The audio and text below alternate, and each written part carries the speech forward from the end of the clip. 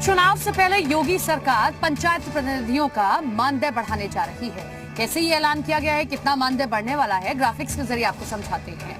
क्षेत्र पंचायत सदस्य का मानदेय पहले 500 रुपये हुआ करता था। बढ़ोतरी के बाद अब इसे 1000 रुपये किए गए, यानी कि 500 रुपये बढ़ जाते हैं। जिला पंचायत सदस्यों का मानदेय पहले हुआ करता था 1000 रुपये, जो अब बढ़ाकर कर दिया गया है 1500 रुपये। ग्राम प्रधान का मानदेय पहले 3500 रुपये था, अब बढ़ाकर इसे किया गया है 5000। और ब्लॉक प्रमुख का मानदेय 9800 रुपए हुआ करता था, जिसे बढ़ाकर सरकार ने 11300 कर दिया है। और जिला पंचायत अध्यक्ष का मानदेय पहले 14000 रुपए था, जिसे बढ़ाकर 15500 रुपए किया गया है। तो देखा आपने कि किस तरीके से मानदेय जो पंचायत प्रतिनिधि हैं, ग्राम पंचायत प्रतिनिधि हैं, उनका बढ़ाया गया है और इसके जरिए जो है साधने की कोशिश की गई है गांव के वोटर्स को भी। यूपी में चुनावी महासंग्राम हर दिन और दिलचस्प होता जा रहा है। सियासी बयानबाजी एक दूसरे पर देखने को मिल रही है। जौनपुर से हम ये बुलेटिन कर रहे हैं। जौनपुर में एक दिन पहले मुख्यमंत्री योगी आदित्यनाथ ने काशी में प्रधानमंत्री के दौरे को लेकर निशाना साधा और उसके बाद अब जब मुख्यमंत्री काशी से अयोध्या गए बीजेपी शासित राज्यों के, तो उसको लेकर भी बीजेपी पर निशाना साधा है। तो क्या कहा योगी आदित्यनाथ और समूची बीजेपी पर अखिलेश यादव, इस रिपोर्ट में आपको दिखाते हैं।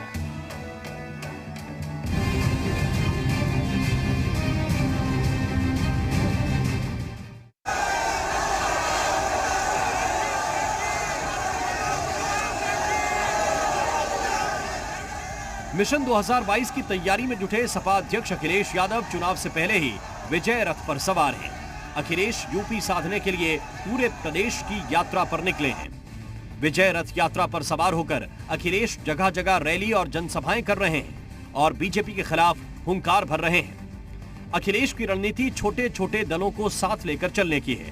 पूर्वांचल में ओम प्रकाश राजभर और पश्चिमी यूपी में जयंत चौधरी से गठबंधन के बाद अखिलेश का जोश हाई है और यही वजह है कि वो बीजेपी को खुलकर ललकार रहे हैं। विजय रथ यात्रा के दूसरे दिन जौनपुर में अखिलेश ने योगी सरकार और बीजेपी पर जमकर निशाना साधा। अखिलेश यादव ने कहा कि चुनाव आते ही बीजेपी चुनावी चश्मा लगा लेती है। चुनाव आने वाला है, इसलिए आपको उत्तर प्रदेश में सभी नेता दिखाई देंगे। चुनाव करीब आता है, भारतीय जनता पार्टी धार्मिक चश्मा लगा लेती है और हर चीज धर्म के आधार पर देखती है।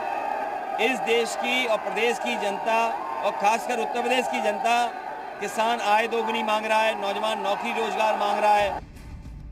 दरअसल काशी कॉरिडोर का लोकार्पण और काशी की दिव्य भव्य तस्वीर ने चुनाव से पहले उत्तर प्रदेश के सारे समीकरण बदल दिए हैं और इस चुनावी फिजा के संकेत अखिलेश भी अच्छी तरह समझ रहे हैं। धर्म को लेकर अखिलेश यादव लगातार बीजेपी पर हमलावर हैं और अखिलेश के ताजा बयान से सियासी तपिश एक बार फिर बढ़ती नजर आ रही है। बीजेपी भी अखिलेश पर हमलावर है। अखिलेश यादव खुद मुस्लिम तुष्टीकरण की नीति अपनाते हैं, आरोप भारतीय जनता पार्टी पर लगाते हैं। उनके कार्यकाल के समय देखिए ना किस तरह से कब्रिस्तान, हज हाउस और क्या क्या उन्होंने एक वर्ग विशेष के लिए किया है। और आज उनको पता नहीं क्यों हिंदुओं से इतनी नफरत हो गई है, क्यों इतना घृणा करते हैं। जिन्ना को जो आराध्य मानने वाला हो वो तो कुछ भी आरोप लगा सकता है। बीजेपी और सीएम योगी पर हमला करते करते अखिलेश जिस तरह से हिंदू धर्म को लेकर बयानबाजी कर रहे हैं, कहीं ऐसा ना हो कि चुनाव में अखिलेश का ये बयान उन्हीं पर बैकफायर कर जाए। ब्यूरो रिपोर्ट, जी मीडिया।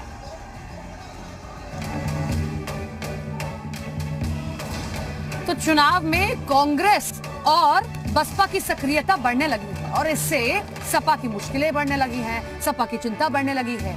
अब इसको लेकर एक फैसला लिया गया है अखिलेश यादव की ओर से, झंडा लगाओ अभियान। क्या है सपा का झंडा लगाओ अभियान, आप ग्राफिक्स के जरिए समझिए। आज से सपा का झंडा लगाओ अभियान शुरू हुआ है। 25 दिसंबर तक समाजवादी पार्टी द्वारा यह अभियान चलाया जाएगा। कार्यकर्ताओं को वाहनों पर झंडा लगाना होगा और पार्टी अभियान की गोपनीय जांच भी करेगी, यानी कि जो अभियान दिया गया है, जो काम दिया गया है, वो ठीक से हो रहा है या नहीं हो रहा है, इसकी गोपनीय जांच भी कर ली जाएगी। लापरवाही बरतने वालों पर सख्त कार्रवाई की जाएगी। झंडा लगाओ अभियान के साथ पैदल संदेश यात्रा भी होगी और गांव-गांव सपा की ये पैदल संदेश यात्रा पहुंचेगी। झंडा लगाकर कोशिश है कि जनता को बताया जाए कि आप साइकिल पर बैठ जाइए, तभी आगे आपका भला हो सकता है। लेकिन ये सक्रियता इसलिए भी है क्योंकि इस चुनाव में कांग्रेस और बसपा अब सक्रियता दिखाने लगे।